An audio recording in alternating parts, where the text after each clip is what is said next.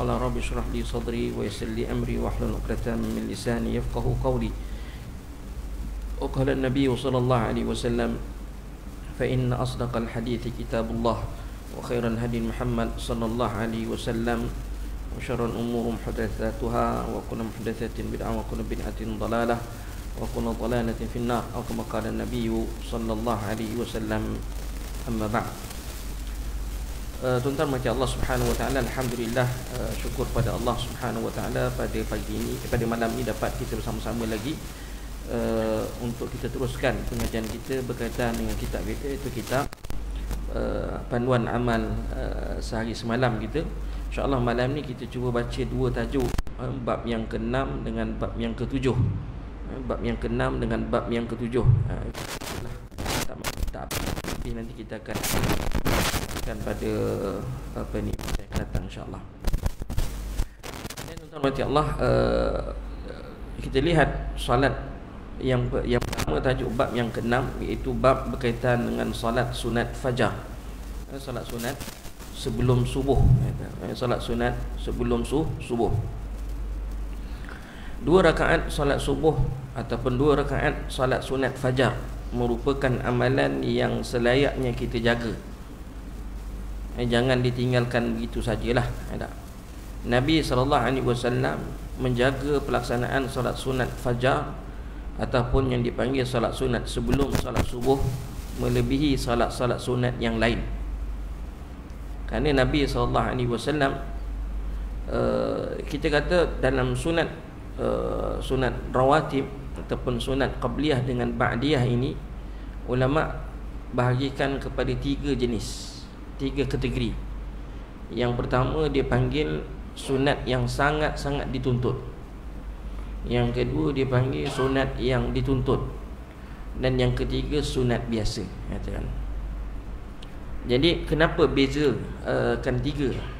Bezanya, kalau sunat biasa kadang-kadang Nabi buat, kadang-kadang Nabi tak buat. Bahkan Nabi SAW suruh sahabat kalau nak buat, kalau tak buat pun tak apa.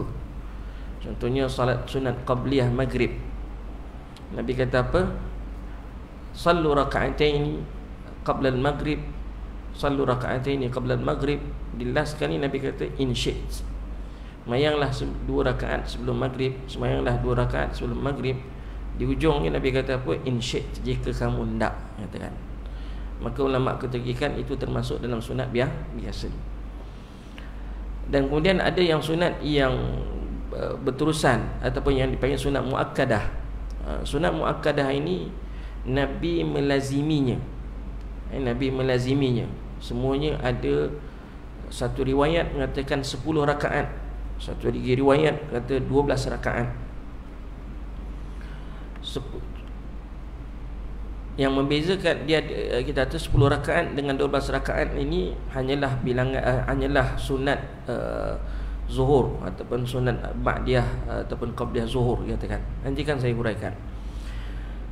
Salat sunat yang dipanggil sunat muakkadah ini sebanyak 10 ataupun 12 rakaat. Kalau tolak salat subuh, tinggallah 10 ataupun 8. Ada. Sebab saya kata tadi 2 rakaat salat subuh dipanggil sunat yang muakkad, sunat yang sangat muakkad. Sunat muakkad ni Nabi lazimi dia, tetapi Nabi tinggalkan ketika musafir. Nabi tak buat masa musafir. Sebab tu dia panggil sunat muakkadah saja. Kenapa dipanggil sunat muakkadah? Sebab Nabi lazimi dia. Setiap kali Nabi salat fardu, Nabi akan buat sebelum ataupun selepas. Tetapi salat subuh, kenapa dia panggil sunat yang sangat muakkad? Sebab Nabi SAW tidak pernah meninggalkannya walaupun ketika musafir. Itu yang membezakan kategori itu. Ada. Kenapa pula dia panggil sunat semuanya, Ustaz? Kenapa tak jadi wajib? Sebab tidak ada salat yang wajib kecuali 5 waktu. Tidak ada salat yang wajib kecuali 5 waktu salat fardu. Masuk Jumaat lah, kata tak? Ataupun salat jenazah. Salat jenazah wajib, tapi dia wajib fardu kifayah. Yang ni yang solatnya fardu ain, 5 waktu. Lepas tu sahabat bila tanya kepada Rasulullah, ya Rasulullah, ada tak aku ke atas aku solat benda yang wajib yang lain? Maka jawab Nabi SAW, la, tak ada, illa an tatatawwa', kecuali kamu dengan rela hati melakukan, iaitu sunat. Jadi yang wajib itu solatnya 5 waktu sahaja. Ada. Wallahu a'lam. Yang lain tu semua dianggap sebagai sunat. Tujuan utama solat sunat ni tuan-tuan ialah lil jabar, dipanggil lil jabar dalam bahasa Arab ni, lil jabar. Jabar ni apa makna dia? Kita nak cukupkan ataupun kita nak tampung kecacatan yang ada pada solat fardu tu. Itu tujuan utama. Banyaklah nanti kita akan lihat tajuk berkaitan dengan kategori ataupun tajuk berkaitan dengan solat-solat sunat. Adalah di sana disebut macam-macam kelebihan lah. Antaranya tuan-tuan rahmati Allah Subhanahu wa taala, tadilah kita kata untuk nak mencukupi ataupun untuk menutup kecacatan yang ada ketika salat kita melaksanakan salat fardu. Waktu dalam hadis Nabi SAW, Nabi kata antara perkara yang pertama yang akan dipersoalkan besok dekat akhirat ialah salat. Kalau salatnya ada cacat celahnya, maka diarahkan kepada malaikat tadi supaya melihat yang sunat. Maka yang sunat tadi menampung kecacatan yang ada pada salat fardu. Yang kedua, mati Allah, salat sunat ini secara umumnya adalah untuk mendapat kedudukan bersama dengan Nabi SAW besok di akhirat. Kata sahabat Nabi, ya Rasul, Nabi kata dekat seorang sahabat ni, saya ingat nama sahabat tadi, sal tu'ta, mintalah apa yang kamu nak minta, kamu akan dapat. Maka dia minta, ya Rasulullah, aku nak bersama denganmu ya Rasulullah besok kat syurga. Maka Nabi SAW, aw ghaira dhalik, ada tak yang lain daripada itu? Kata dia, tak ada, tu je. Maka kata Rasulullah SAW kepada sahabat tadi, a'inni ala dhalika bikathrati sujud, maka bantu aku untuk kamu dapat itu dengan memperbanyakkan sujud. Maka dalam syarah hadis bukanlah kita kena banyakkan sujud tu, tidak. Ini dia panggil dalam ilmu balaghah, kita kata dia dipanggil iradatil ba' wa yuradu bihi kull. Dalam ilmu balaghah kita ada dia menyebut sebahagian, tetapi yang dimaksudkan ialah keseluruhan. Maknanya sebahagian tu sujud, tapi keseluruhannya yang dimaksudkan ialah salat. Maka tidak ada yang boleh diperbanyakkan salat kecuali sunat. Ada. Nabi kata, a'inni ala dhalika bikathrati sujud, bantu aku untuk kamu dapatkan, untuk kamu dapat apa yang nak dapat? Dapat bersama dengan Nabi besok dekat dalam syurga dengan memperbanyakkan sujud. Atau kata lain, memperbanyakkan salat. Salat fardu tak boleh tambah dah. Itulah 5 waktu sehari semalam yang kita kena laksanakan. Rakaatnya kita kata 17 rakaat, tak boleh tambah dah. Berkurang dengan sebab kita musafir. Yes, katakan. Kita akan berkurang daripada 17 rakaat tadi, ditolakkan tinggal tolak 6 rakaat sebab maghrib, zuhur, asar, isyak, dia jadi 2. So tolak 6, maka daripada 17 jadi 11 rakaat, katakan. Itu kalau kita kata musafir. Ada. Jadi kalau nak lebih daripada itu tak ada, nak kurang daripada 11 rakaat tak ada. Tak ni. Mestilah yang boleh ditambah itu hanyalah pada solat sunat. Dan solat sunat ni tuan-tuan mati Allah Subhanahu wa taala, Imam An-Nawawi rahimahullahu taala dalam membincangkan berkaitan dengan solat sunat ini, dia ada kategori. Solat sunat ni dia banyak kategori. Ada solat sunat yang mempunyai nama, ada solat sunat yang tidak mempunyai nama. Solat sunat yang ada nama ni solat sunat duha, ada solat sunat qabliyah, ba'diyah, apa semua tu. Ada solat sunat yang tak ada nama. Dia sembahyang sunat je, niat sembahyang sunat je. Aku nak sembahyang sunat 2 rakaat kerana Allah Subhanahu wa taala. Orang Melayu panggil sunat mutlak. Itu kan namanya sunat mutlak, tidak. Tetapi dah kebiasaan orang kita sebut sunat mutlak katakan, maka diingat nama solat tu solat mutlak. Sebenarnya maksudnya sembahyang apa ni, wa yusalli salata sunnah mutlaqan, maksudnya ialah dia sembahyang sunat saja. Dia berniat macam mana ustaz? Ambil wuduk, sembahyang jelah sunat. Berapa rakaat terpulang, dia tak ada had bilangan rakaat. Ada. Tak ada masa yang terkhusus. Bila-bila masa free sembahyang je. Ada. Sembahyang. Itu dipanggil sunat mutlak. Sunat mutlakan maknanya dia tak ada nama. Ada sunat yang boleh dibuat secara berjamaah, ada sunat yang tak perlu pun dibuat secara berjamaah. Walaupun kata Imam Nawawi pada dasarnya semua sunat itu boleh dilakukan secara berjamaah pada dasar. Ini benda ni ada khilaf jugalah di sisi ulama. Cuma imam saya nukilkan apa yang disebut oleh Imam Nawawi rahimahullah taala. Dia kata dasarnya semua sunat boleh buat secara berjamaah. Tetapi cukuplah walaupun begitu, dia kata yang mana tak ada buat berjamaah sebelum ni tak payahlah ngada-ngada nak buat berjamaah. Nanti kan ada orang tanya, ustaz kalau macam tu boleh buat sunat qabliyah berjamaah? Dah. Hak tu jangan buat. Sebab apa tuan? Sebab daripada dulu tak ada buat. Daripada dulu tak ada buat, hak tu yang kita kena buat. Jangan buat pasal. Jangan buat pasal. Kekallah seperti mana yang dinukilkan. Cuma perbahasan di sisi ulama tu ada disebut begitu. Kemudian macam Allah Subhanahu Wa Taala ada solat sunat yang telah ditetapkan masanya. So follow lah masanya. So follow lah masa.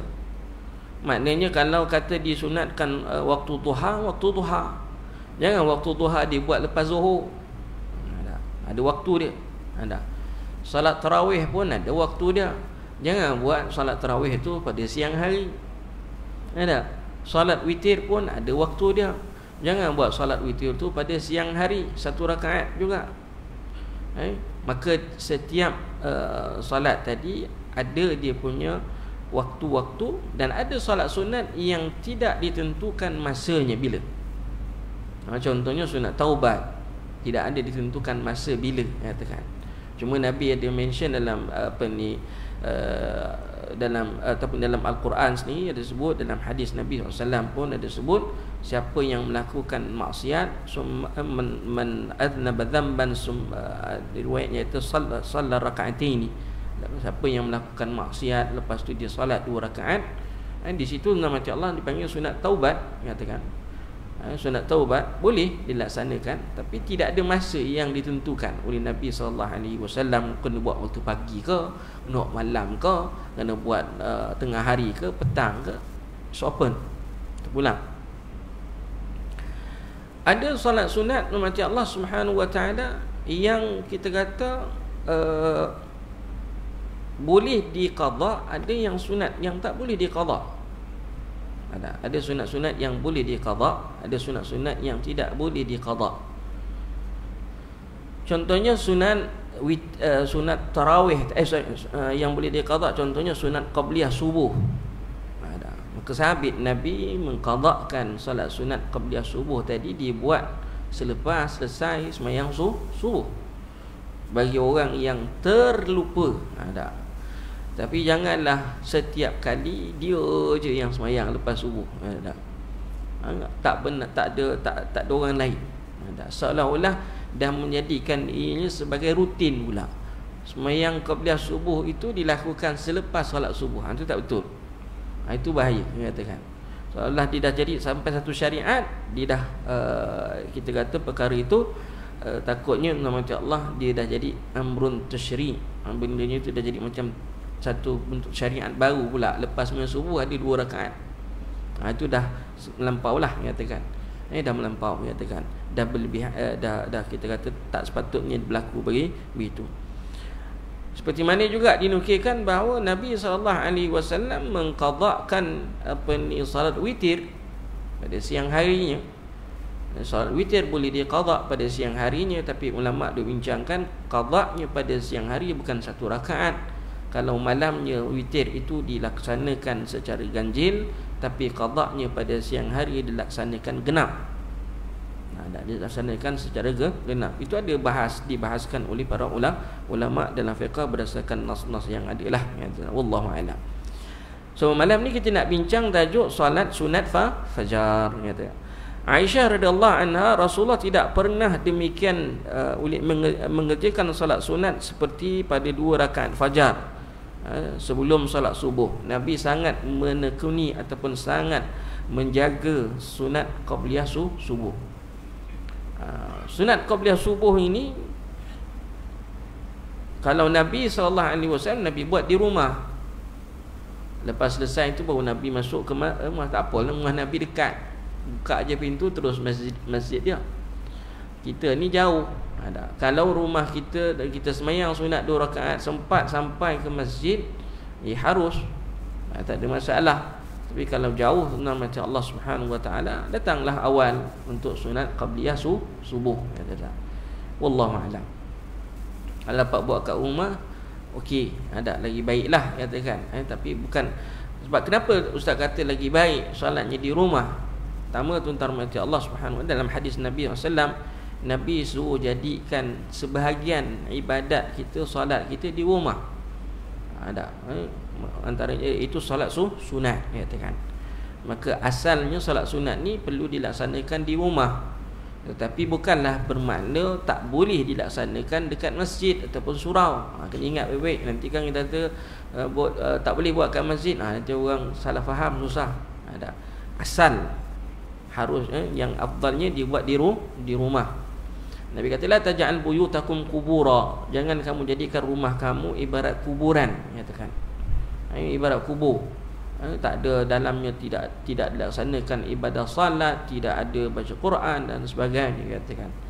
Wallahu a'lam. Jadi tuan-tuan yang dirahmati Allah Subhanahu Wa Taala, salat sunat subuh ataupun dipanggil sunat fajar ataupun nama apa pun kita katakan rakaatul fajar, katakan.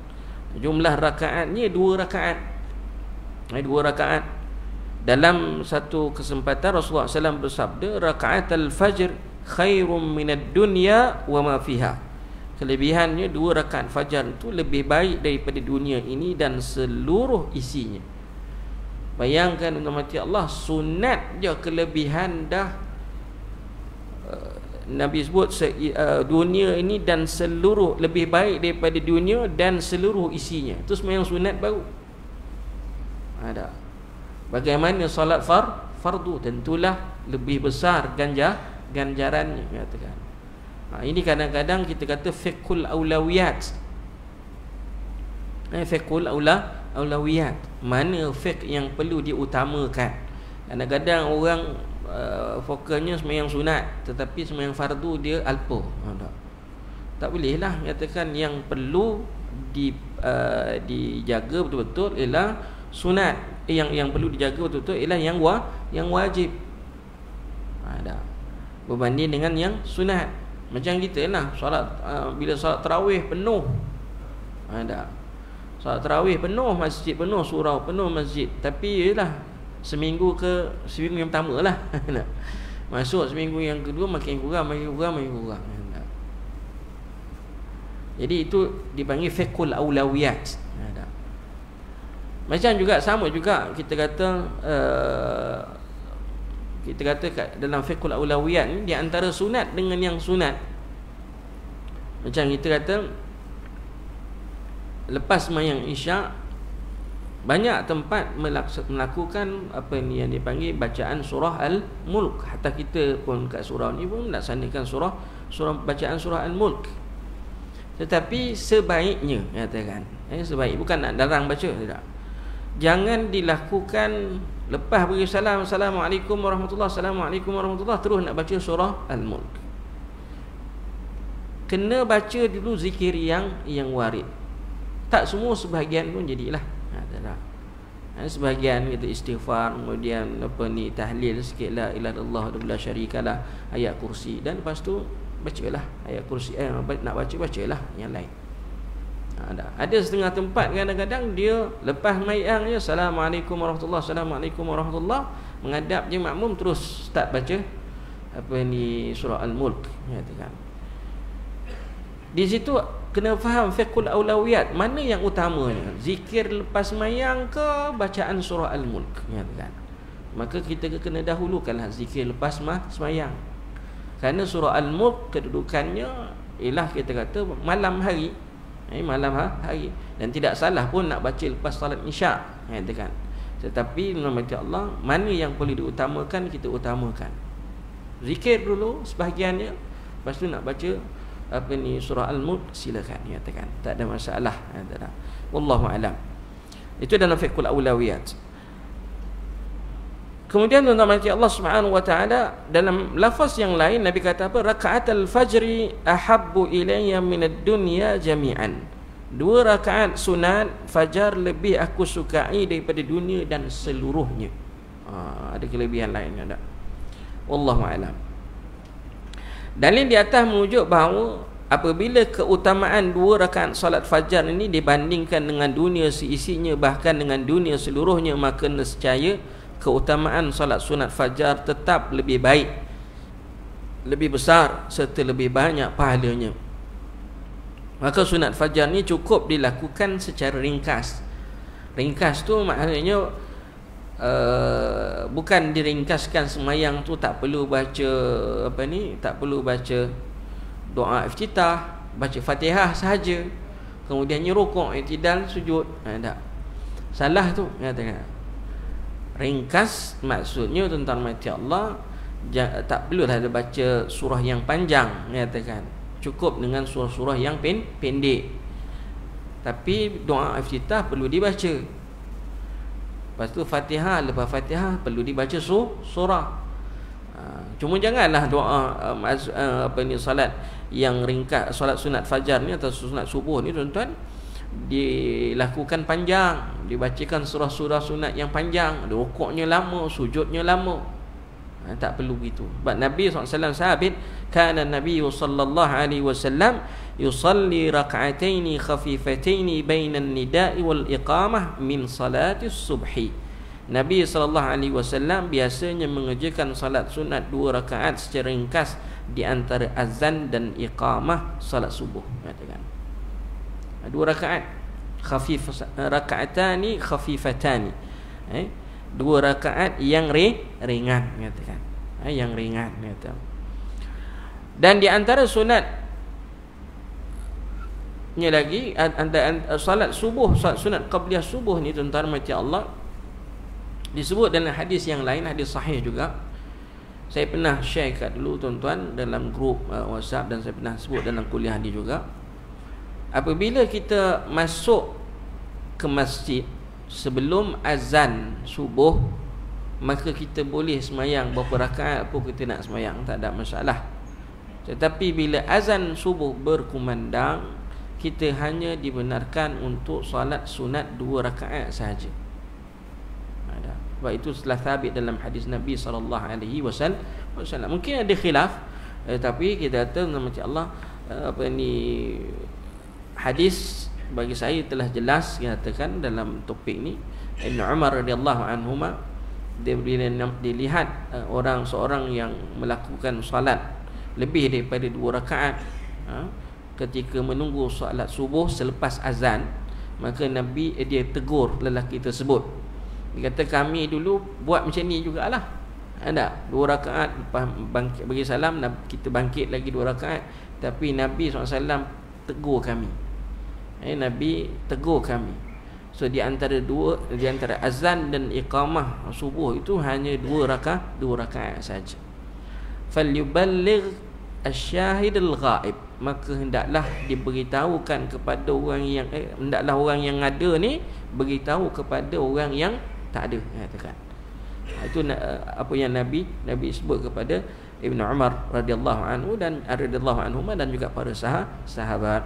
Jadi kita kata solat sunat kalau masuk sebelum azan, yes, kita boleh semayanglah berapa banyak pun nak semayang. Tapi lepas azan subuh, kita hanya ada 2 rakaat. Lepas azan 2 rakaat saja. Habis nak buat apa? Banyak benda yang lain, banyak yang kita boleh buat. Kita boleh baca Quran, kita baca doa, kita boleh, ada lagi sunnah Nabi SAW yang boleh kita buat dipanggil ittija'. Apa makna ittija'? Ittija' ini berbaring ke arah kanan badan. Macam jenazah lah, kita masukkan jenazah, kita pun baring di atas lambung kanan, wajah kita menghadap ke arah kiblat, katakan.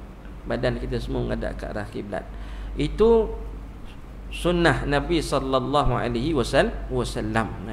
Lepas Nabi buat 2 rakaat subuh, Nabi pun baring. Baring. Tapi kita tak pernah buat yang ni lah. Ni antara sunnah yang mahjurah dipanggil. Sunnah-sunnah Nabi yang jarang-jarang kita buat tentang macam Allah. Jadi kalau dapat buat baring, bukan tidur. Takutnya nanti semua tidur. Ada baring, ittija' ni baring, katakan. Just baring, katakan. Baring buat apa? Baring pun kita boleh apa ni, sambil zikir, kita nak istighfar ke apa ke, silakan, tak ada apa larangan macam Allah Subhanahu wa taala. Wallahu alam. Cuma nak dapatkan pahala sunnah Nabi SAW, Nabi buat begitu. Ada. Bagi yang mengerjakan salat sunat ini di rumah dan mempunyai waktu atau kesempatan untuk mengerjakannya meski hanya beberapa minit, maka hendaklah ia bergegas berusaha meraih keutamaannya. Ada. Buat jugalah, katakan. Ada. Walaupun sekejap kat rumah pun kita sembahyang sunat, kalau sempatlah, rumah dekat bolehlah. Ada. Rumah dekat kita sembahyang subuh, sembahyang sunat qabliyah subuh, lepas tu kita baring sat. Baring sekejap. Ada. Lepas dalam seminit 2, katakan, baring, lepas tu pergilah ke masjid. Pergi ke masjid. Kalau dekat lah, jauh jangan. Takutnya lepas sembahyang sunat qabliyah subuh tu dia baring, dia tertidur terus. Kat rumah, kalau kat rumah tu takut tertidur terus. So sedar-sedar pukul dah pagi dah, pukul 7 kata. Asyik dah sembahyang subuh, rupanya sembahyang tadi 2 rakaatnya qabliyah subuh dia sembahyang. Wallahu a'lam. Jadi itu dia tuan-tuan mati Allah, salat sunat fajar. Kata kalau salat sunat fajar. Kemudian kita lihat tajuk yang berikutnya, bab yang ke-7, keutamaan salat subuh berjamaah. Salat subuh berjamaah. Bangun segera di pagi hari dan mengerjakan salat subuh berjamaah memiliki banyak keutamaan. Salat subuh kita katakan berjamaah. Kita cuba tanamkan diri dalam hati kita, berusaha untuk salat subuh berjamaah di masjid atau di surau. Pertama sekali macam Allah berbangga dengan para malaikat. Antara kelebihannya salat subuh berjamaah ini, yang pertama Allah membanggakan di hadapan para malaikat seorang yang ataupun orang yang meninggalkan pembaringannya lalu segera salat. Ajaba Rabbuna azza wa jalla min rajulin. Allah Subhanahu wa taala ta'ajjub terhadap seorang laki-laki yang bangun dari pembaringannya, daripada katilnya, meninggalkan keluarga dan kekasihnya untuk mengerjakan salat. Allah menyerukan, wahai malaikat-malaikatku, lihatlah hamba-hambaku itu, ia bangun dari pembaringan dan kasurnya, meninggalkan keluarga dan kekasihnya untuk mengerjakan salat, demi mengharapkan pahala di sisiku dan merindukan apa yang ada di sisiku. Ini kita kata azan subuh nama Allah. Tak? Azan subuh, kalau kita kat Malaysia ni, azan subuh dia panjangnya dekat naum tu. Sebab tu orang sedap tidur kan, dia kata kan, as-salatu khairum minan naum. Panjang naum tu. Kalau dekat negara Arab dia azan, as-salah tu dipanjangkan, as-salatu khairum minan naum, menunjukkan keutamaan salat. Itu sekadar je lah, wallahu a'lam. Jadi bukanlah kata berdosa ke Ustaz, naum tu panjang, tak ada, sekadar ni tu macam Allah. Cuma kalau memang nampak lah, kita katakan, kalau Arab punya azan apa ni, dia memang dipendekkan naum tu. Wallahu a'lam. Kita bangun macam Allah Subhanahu wa taala untuk salat subuh itu secara untuk melaksanakan secara berjamaah, agar kita apa ni, yang mana kita katakan perbuatan kita tadi Allah berbangga di depan para malaikat. Yang kedua, sesiapa yang mengerjakan solat fajar berjamaah, nescaya diberikan cahaya oleh Allah pada hari kegelapan. Hari kegelapan itu hari kiamat lah. Basyarul masya'ina fi dhulmi ilal masjidi bin nuri tam yaumal qiyamah. Berikanlah kabar gembira kepada orang-orang yang berjalan di kegelapan menuju ke masjid berupa cahaya yang sempurna pada hari kiamat. Kegelapan ini, gelap ini maghrib dengan isya, kegelapan ini isya dengan subuh. Isya dengan subuh. Solat isya dengan solat subuh. Sabda Nabi tadi menuju masjid menunjukkan bahawa cahaya itu diberikan kepada orang-orang yang mengerjakan solat isya dan solat subuh secara berjamaah. Datang. Kalaupun sekarang ni kita naik kenderaan, ada lampu ke apa, tuan-tuan mati Allah, dia tidaklah kata menafikan kelebihan ini. Kelebihan ni tetap diperolehi kerana waktu yang kita pergi laksanakan sembahyang itu adalah waktu yang gelap, menyatakan. Mudah-mudahan maki Allah kita bersungguh-sungguh melaksanakan, dapat pergi sembahyang isyak, dapat pergi sembahyang subuh, kita mendapat cahaya yang dijanjikan oleh Allah Subhanahu wa taala di hari kiamat kelak.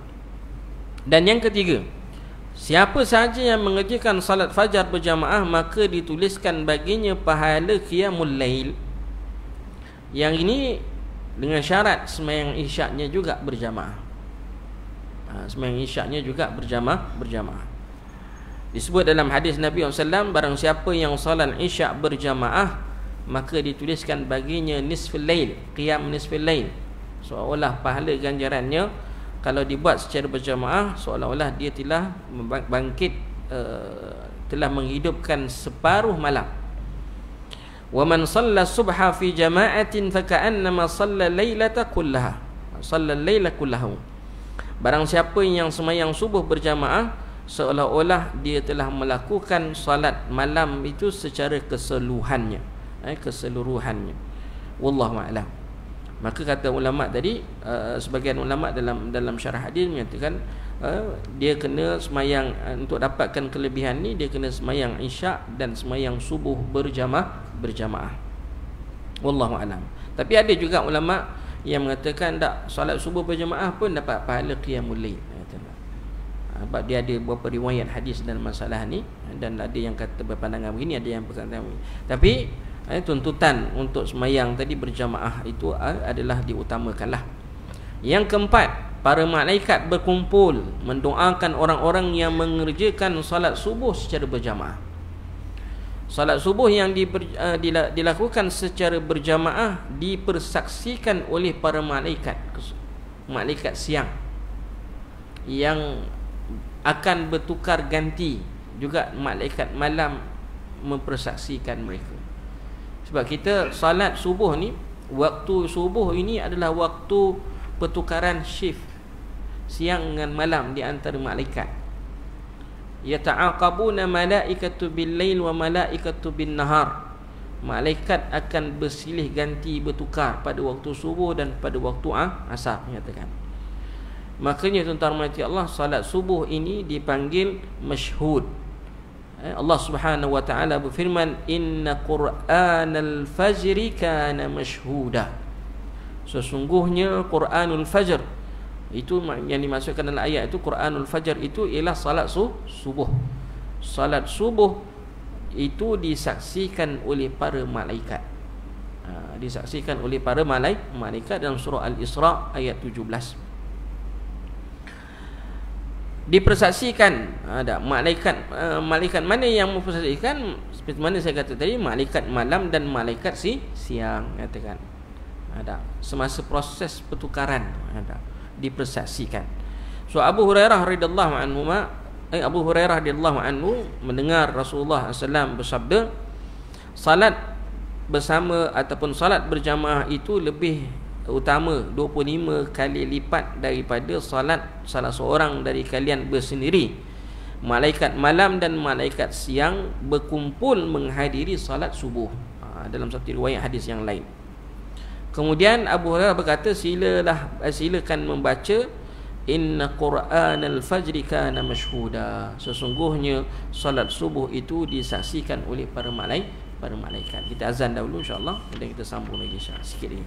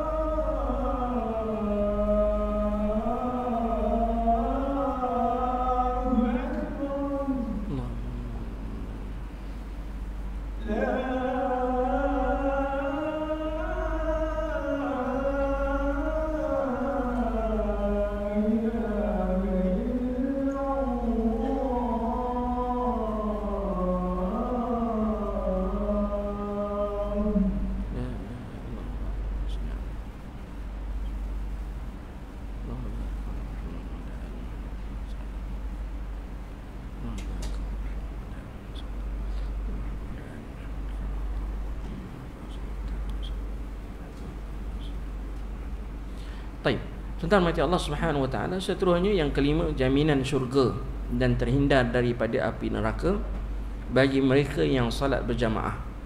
Iaitu Nabi SAW bersabda dalam satu hadis, man shalla bardaini dakhala jannah. Siapa yang salat bardain, nescaya akan masuk syurga. Salat bardain ini rujukan kepada salat subuh dan salat asar. Kenapa dipanggil salat bardain? Sejuk. Bar ni maknanya sejuk. Yang sejuk ni waktu malam lah. Dua waktu yang sejuk, iaitu salat isyak dengan salat subuh, katakan. Adapun salat subuh dan salat asar. Salat subuh dan salat asar. Salat bardain ini merujuk pada salat subuh dan salat asar. Wallahu a'lam. Dan disebut kerana dalam hadis yang lain, la yaljan nara ahadun shalla qabla tulu'i syamsi wa qabla ghurubiha. Tidak akan masuk neraka orang yang salat sebelum terbit matahari dan salat sebelum terbenam matahari. Apa salat yang dilakukan sebelum terbit dan sebelum terbenam? Iaitu salat subuh dengan salat asar. Kalau dalam ayat Al-Quran Allah sebut dalam surah Al-Baqarah tu, hafizu 'alas salawati was salatil wusta wa qumu lillahi qanitin. Salat wusta merujuk kepada salat asar, katakan. Merujuk salat asar. Walaupun di sana ada berpandangan juga salat subuh, katakan. Tapi yang tepatnya ialah salat asar. Wallahu a'lam. Yang keenam, yang terakhirnya ialah orang yang menunaikan salat fajar berjamaah berada dalam perlindungan Allah Subhanahu wa taala. Man shalla subha fahuwa fi zimmatillah. Barang siapa yang salat subuh maka ia berada dalam perlindungan Allah Subhanahu wa taala.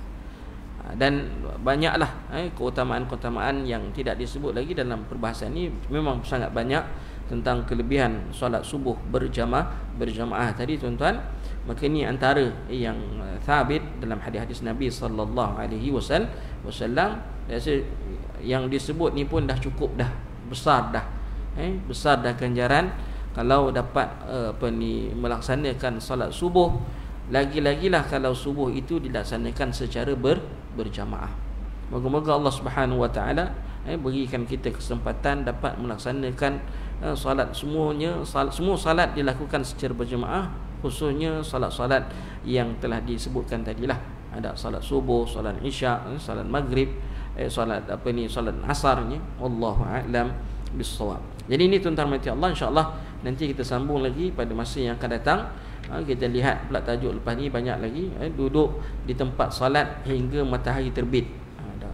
Banyak lagi perbahasan, insya-Allah kita akan bincangkan pada masa akan datang. Wallahu taala a'lam bissawab. Ada soalan? Tak ada. Ya.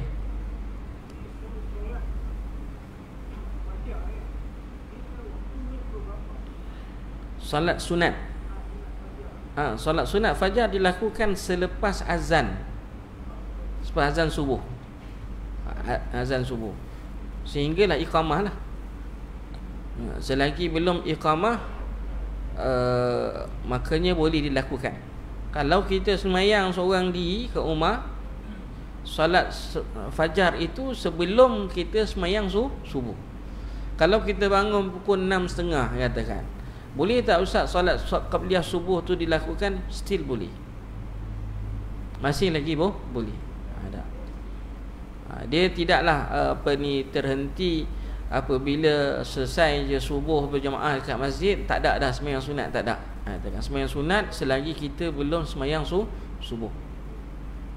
Lagi kita belum sembahyang subuh, masih lagi peluangnya ada untuk kita sembahyang sunat qabliyah subuh.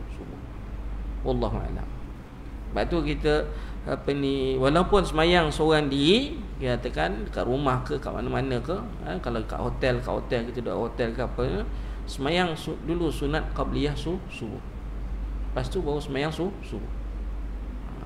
Moga-moga kita dapat ganjaran yang disebutkan tadi. Wallahu a'lam. Jadi itu saja. Ada lagi? Tak ada.